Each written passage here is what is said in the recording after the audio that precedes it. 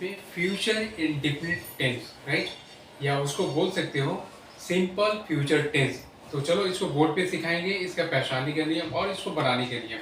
यदि ये दोनों चीज आपने सीख गया तो आसानी से फ्यूचर इंडेफिनिट टेंस बना लोगे। ओके, तो चलो बोर्ड पे आ जाओ फटाफट और शुरू करते हैं। ठीक है, तो चलो आ जाओ बोर्ड पे। ये है फ्यूचर इंडेफिनिट टेंस। ठीक है, फ्यूचर इंडेफिनिट टेंस या सिंपल फ्यूचर टेंस कह सकते हो, राइट। तो इसको पहचानेंगे कैसे, चलो सीखते हैं। तो पहचानने का नियम देख लो आप अच्छी तरह से। पहचानने का नियम, जिन वाक्यों के अंत में, एकदम ध्यान देना है, जिन वाक्यों के अंत में जाएगा, खाएगा, पढ़ेगा, होगा, रहूँगा, जाऊँगा, पहनूँगा, ठीक है, पहनूँगा डबल लिखा गया, यानी शब्दों के अंत में गा, गे, गी, गु लगा हो, right.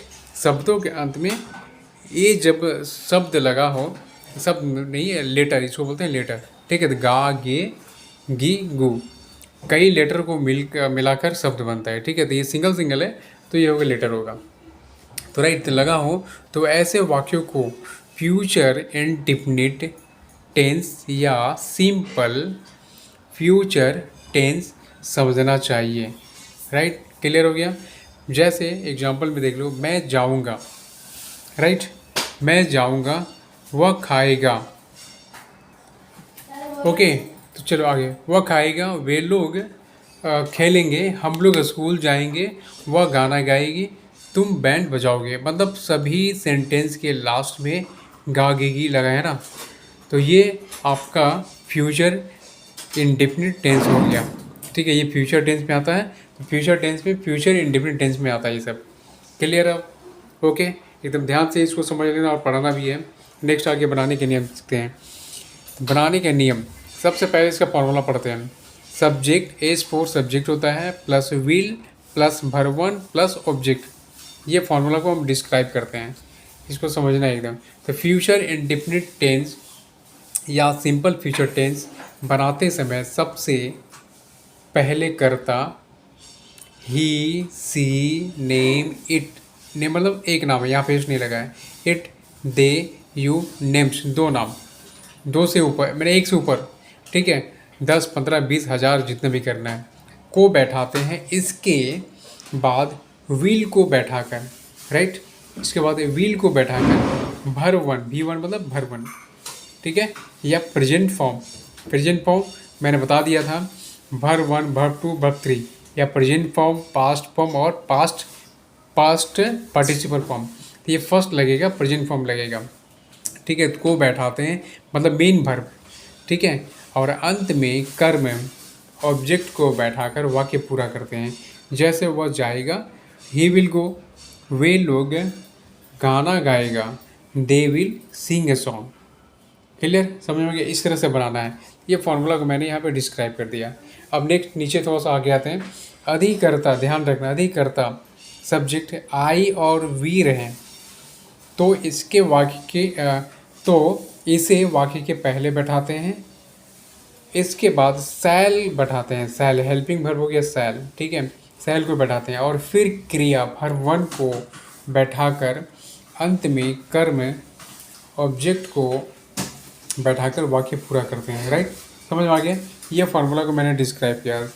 As for subject, shall मतलब subject, S plus shall plus verb one plus object. Clear, ये मैंने यहाँ पे डिस्क्राइब कर दिया इसको। तो जैसे मैं जाऊँगा, ठीक है, आई शैल गो, इसी तरह से हम लोग पढ़ेंगे, वी शैल रीड, ठीक है। तो एकदम ध्यान रखना है। फिर हम खाना पकाएंगे तो वी शैल कुक, फूड भी कर सकते हो, कुक भी कर सकते हो, फूड लगा दो, राइट, फूड लगा दो, ठीक है। मैं घर जाऊंगा, आई शैल गो टू होम, और हम लोग कल से ऑफिस जाएंगे तो we will go to school. तो ये हम लोग ये यहाँ पे क्या हो रहा है, हम लोग कल से ऑफिस जाएंगे, मतलब यहाँ पे प्रतिज्ञा भी आप ले रहे हो, ऑर्डर भी हो रहा है, तो क्या होगा, we will go to school tomorrow. तो ये यहाँ पे थोड़ा सा कन्फ्यूजन, हमेशा ध्यान रखना कि आई और वी के साथ एकदम सैल लगता है, बाकी जो सब्जेक्ट है उसके साथ विल लगेगा, हेल्पिंग वर्ब, राइट।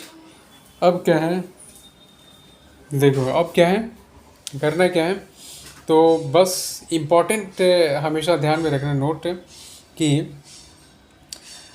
एकदम ध्यान रखना, जब आकांक्षा 3 वर्ड है, आकांक्षा, आकांक्षा हो, एस्पिरेशन, आदेश हो, ऑर्डर हो, और ये प्रतिज्ञा, ठीक है, प्रतिज्ञा, प्लेज, ये जब 3 वर्ड आए तो आसानी से 3 वर्ड को बताने के लिए विल के जगह सेल लगाना है।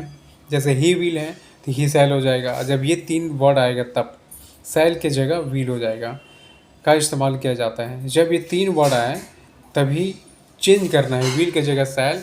जैसे मैंने बताया था ही के साथ क्या लगता है, विल लगता है। यदि ही के साथ यदि ये 3 वर्ड आ गया है और विल लग रहा है तो आप इसकी जगह सेल लगा दो, राइट। इसी तरह से आई और वी के साथ क्या लगता है, सेल लगता है। जब ये 3 वर्ड आ जाए तो सेल को हटाकर विल लगा दो, राइट। तो ये ऐसे बनता है, राइट, समझ में आ गया। तो ये है आपका फ्यूचर इंडेफिनिट टेंस, एकदम क्लियर। इसको इस तरह से समझना है और पढ़ना भी है, तभी होगा, नहीं तो नहीं होगा। इसको प्रैक्टिस बार बार करना है। चैनल को सब्सक्राइब कर देना।